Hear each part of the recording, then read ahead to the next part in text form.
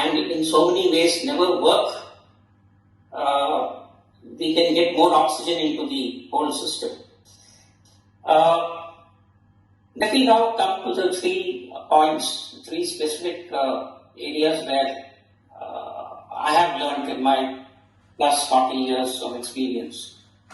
I have 3 simple suggestions for how to develop what is called an anti-flux mindset.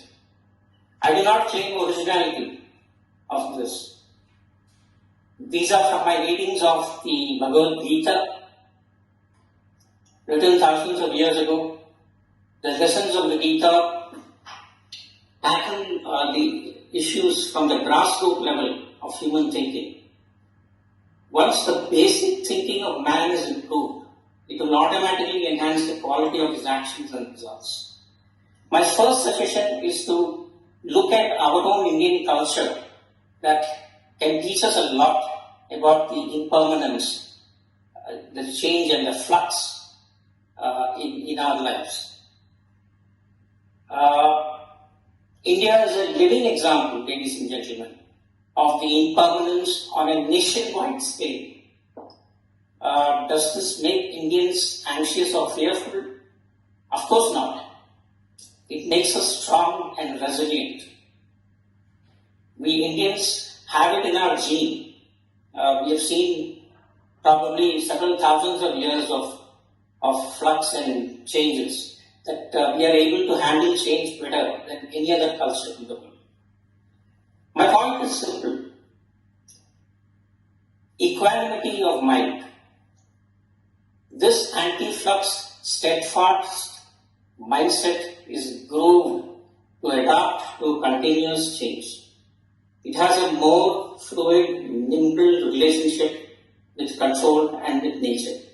So don't wait. Let's go back in time and learn from our own ancient knowledge on how to handle change. The second lesson I learned, the thought I share here is that we need to expand, humanity needs to expand our peripheral vision, literally and figuratively. Well, what is peripheral vision, you may ask? Peripheral vision is the ability to see objects in motion outside of your direct line of vision. Drivers, many of you drive cars, you are unconsciously doing this.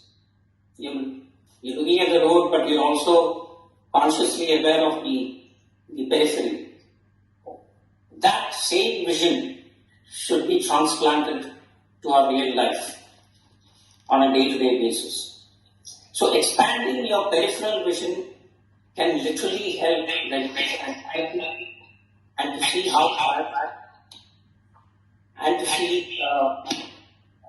horizons are different. My third suggestion is to learn to let go of the future.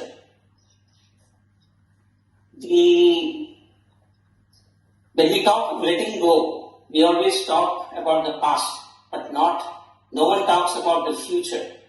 The lucky ones amongst us who are excited about the future still know it is full of unknowns and imponderables. But many of us fear the future, and in doing so we get stuck and fixated and paralyzed and trapped in a situation we can't control. The more we grasp to what's no longer working, the more we are in a state of flux.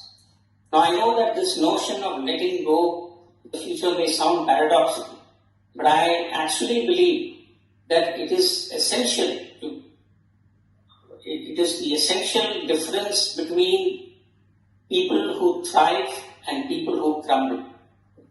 Please note this.